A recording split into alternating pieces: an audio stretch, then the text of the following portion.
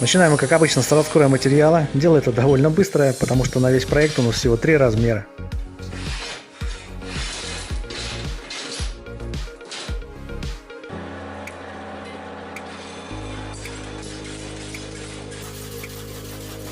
Что не говорите, а механический молот все-таки вещь, ну а работать на нем после такого продолжительного перерыва вдвойне приятно.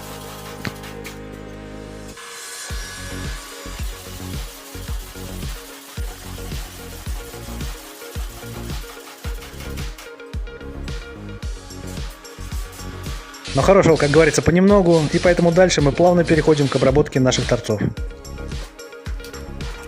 И делать мы это сегодня будем, как и все остальное сегодня по старинке, обыкновенным лепестковым кругом.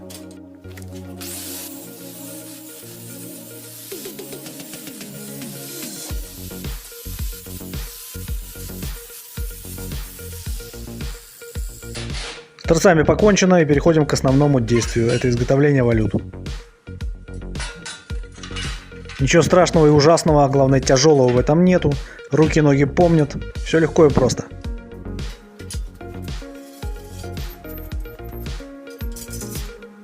Придав всем нашим заготовкам начальный завиток, меняем кондуктор и продолжаем действие.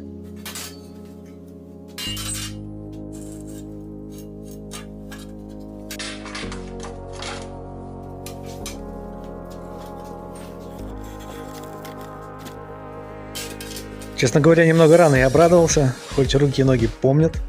Однако получилось так, что все заготовки немного завалились в плоскости. Но нет, ребят, такого дефекта, который бы не исправила обыкновенная кувалда. Поэтому быстро все подравниваем и приступаем к сборке.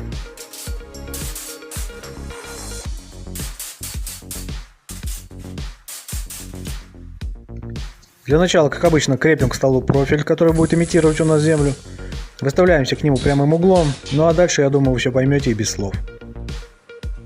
Ведь главное в сборке, чтобы все было соосно, перпендикулярно и параллельно.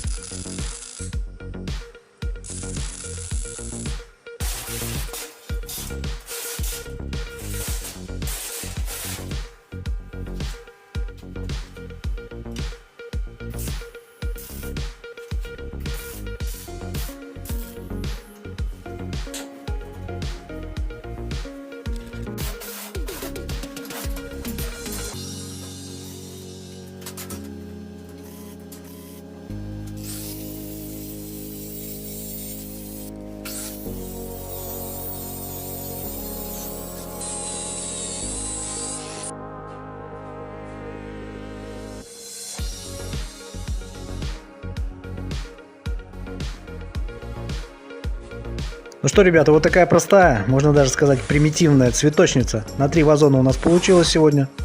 У меня это уличный вариант, отсюда и дополнительные завитки для придания устойчивости. Для домашнего использования вы вполне обойдетесь и без них, потому что стоит она великолепно. Конструкция, на мой взгляд, получилась довольно универсальная. В сегодняшнем исполнении она под 5-литровый вазон. Но совершенно понятно, что если увеличивать или уменьшать диаметр робота, то можно использовать любые вазоны без ограничения. Также не забываем про любимых женщин и грядущие праздники. В общем, кому понравилось, ставим лайки и дизлайки, обязательно подписываемся, не забываем комментировать. Прямые руки вам в помощь. Всем удачи, здоровья, прорвемся!